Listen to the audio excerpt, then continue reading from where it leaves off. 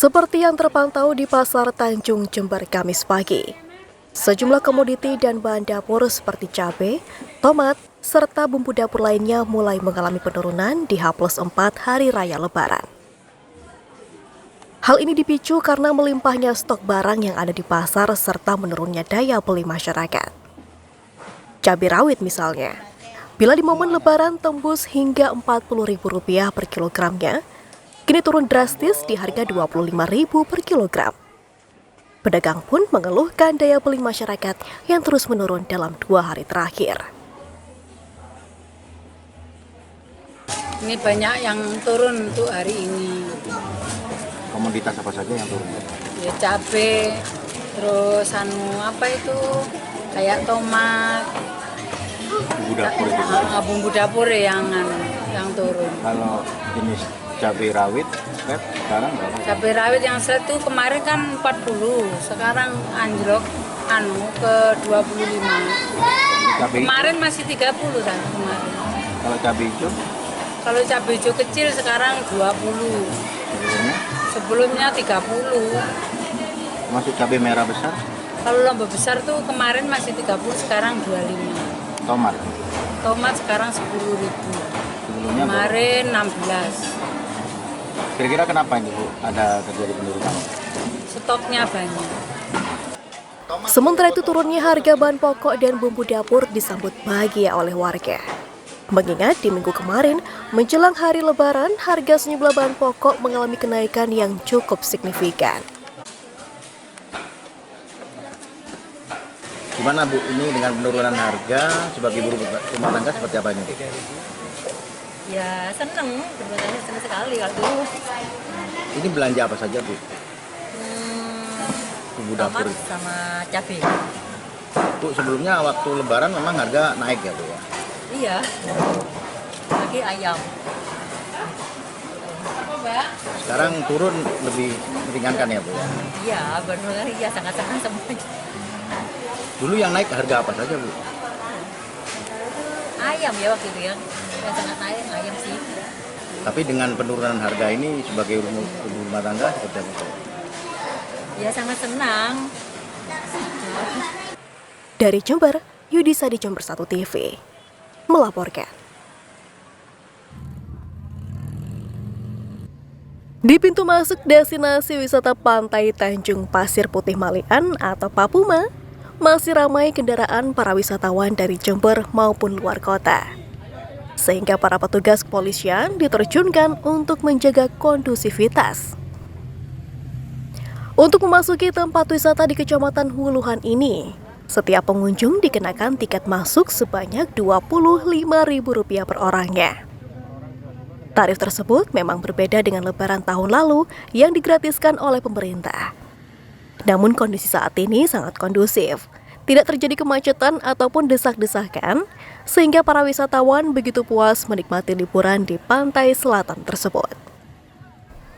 Apalagi kondisi pantai Papuma memang bersih, sehingga tampak hamparan pasir putih yang indah karena berada di tepi air laut yang jernih berwarna kebiruan.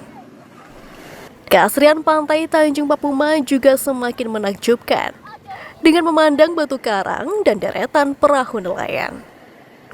Gelombang ombak yang tidak terlalu besar bisa menjadi tempat bermain anak-anak, namun harus dalam pengawasan ketat orang tua dan petugas. Sehingga tak heran, destinasi wisata bahari ini memang menjadi kebanggaan warga Jember.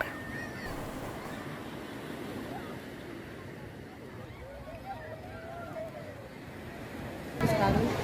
Terus di sini nggak panas karena banyak pepohonan, jadinya kan lebih menikmati aja. Untuk bermain anak-anak misalkan mau mandi di pantai juga gelombangnya nggak begitu besar ya kalau di pantai Tanjung Papuma ini. Ya asal ya lebih berhati-hati, dijaga sendiri-sendiri lah keluarganya. Kalau untuk tiket saya rasa terjangkau yang nggak begitu mahal karena banyak tempat-tempat wisata yang lain juga yang mahal-mahal lebih banyak sebenarnya. Tapi kalau nuansa alam begini dengan tiket yang harganya segitu juga menurut saya sih nggak begitu mahal karena pemandangannya juga bagus. Untuk hari pertama kita masih antara 1000-an Mas. Untuk hari kedua dan ketiga ini kita meningkat sampai 1.800. 1.800 ya. Oke. Ini kebanyakan pengunjung dari mana? Untuk hari pertama dan kedua pengunjung banyak luar kota. Untuk yang hari ketiga ini kita lokal, mungkin dengan adanya cuti yang dimajukan mungkin Mas. Gitu. Untuk tiket sendiri Mas sampai berapa? Untuk tiket sendiri per orang 25.000, untuk kendaraan roda 2 5.000 dan roda 4 10.000. Dari Tanjung Papuma Wuluhan, Bambang Sugiarto, Jember 1 TV melaporkan.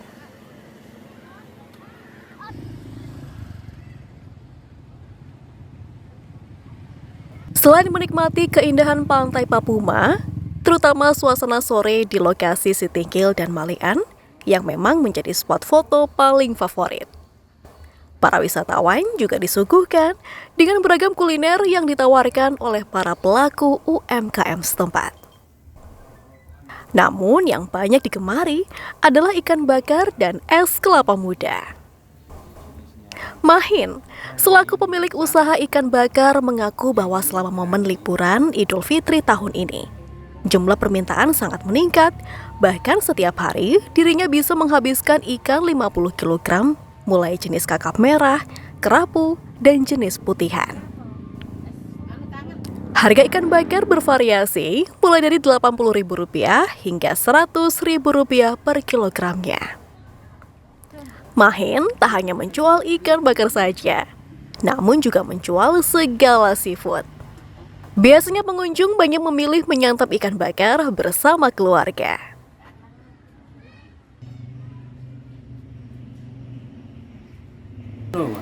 Jadi 1 kilonya itu 90.000. Itu ya, plus lalapan sama sambelnya.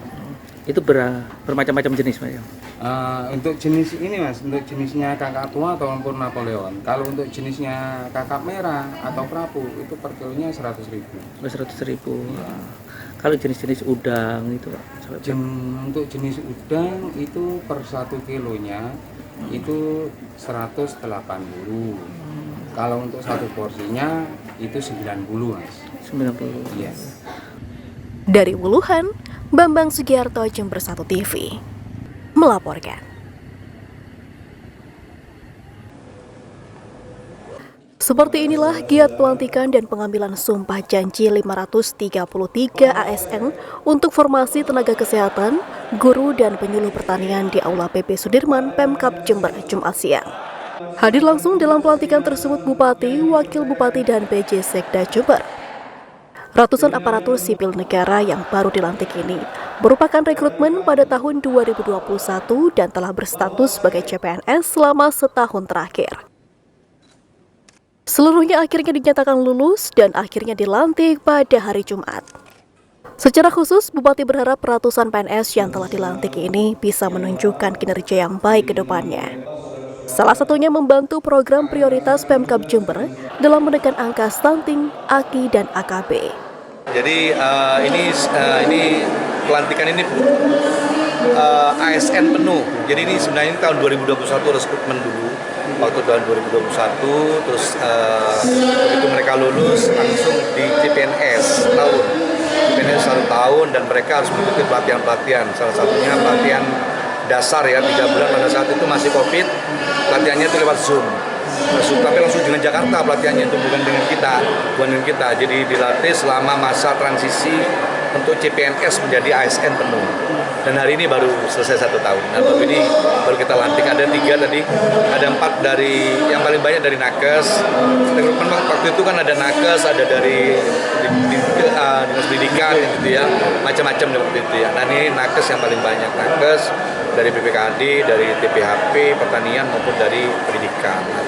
Ada 588 dan hari ini istimewanya itu sekalian dilantik, sekalian langsung jabatan fungsionalnya langsung lekat.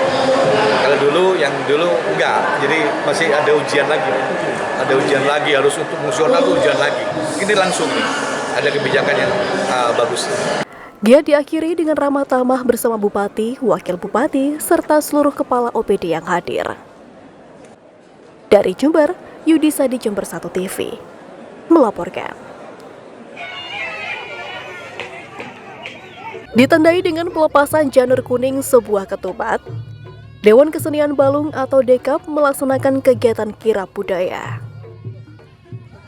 Dimulai dari Dusun Tanjung Sari, Desa Glundengan, para peserta menempuh jarak sekitar 1 km menuju garis finish di Dusun Wetan Kali, Desa Balungkor, Kecamatan Balung.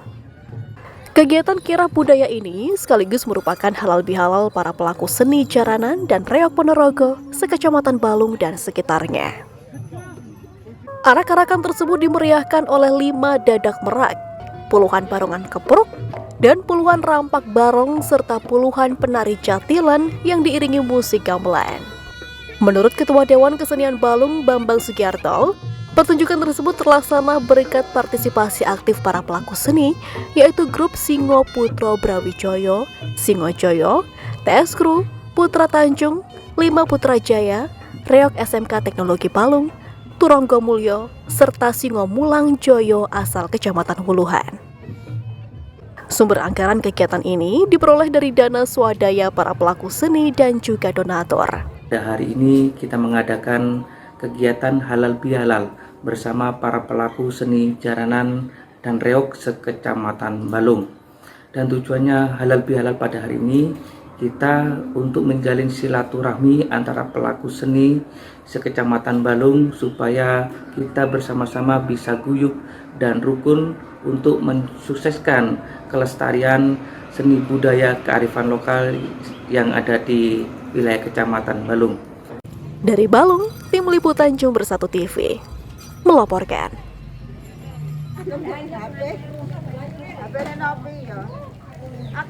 Bangunan gudang tembakau yang roboh milik warga Dusun Demangan, Desa Kesilir, Kecamatan Wuluhan ini mulai dibersihkan secara gotong royong oleh warga dan pemerintah desa setempat. Selain gudang tembakau, warga juga membersihkan rumah Selamet dan rumah milik Pak Pon yang hancur tertimpa gudang tembakau. Seisi perabotan rumah tangga ini diselamatkan ke rumah warga sekitar. Beruntung dengan kejadian tersebut, para penghuni berhasil menyelamatkan diri, namun rumahnya mengalami kerusakan parah. Saya di rumah, Di dalam rumah dengan anak saya, putu saya, orang 3 di rumah. Kerotok itu saya sudah saya ketiban apa tadi? bangunan itu. Pawang. Itu memang kondisi hujan lebat, Pak. Ya. Ada angin, Pak. Katanya tidak ada angin katanya. Tapi biar naik. Oh gitu ya. Memang kondisi panik memang, Pak.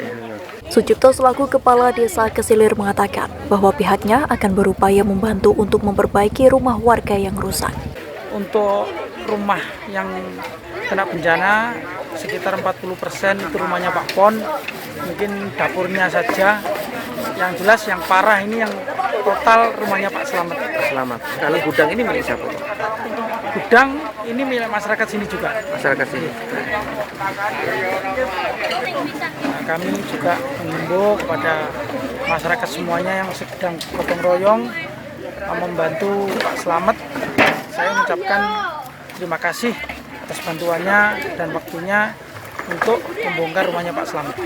Dari Wuluhan, Bambang Sugiarto, Jember 1 TV melaporkan. Destinasi Mutiara Park yang berada di Dusun Jatisongo, Desa Tegalwangi, Umbulsari ini menjadi tujuan wisata para pengunjung untuk berendam sekaligus menikmati wahana yang telah disediakan. Untuk kenyamanan pengunjung wisata, pengelola sedang melakukan renovasi mulai dari menyediakan wahana permainan, mini zoo, dan spot foto.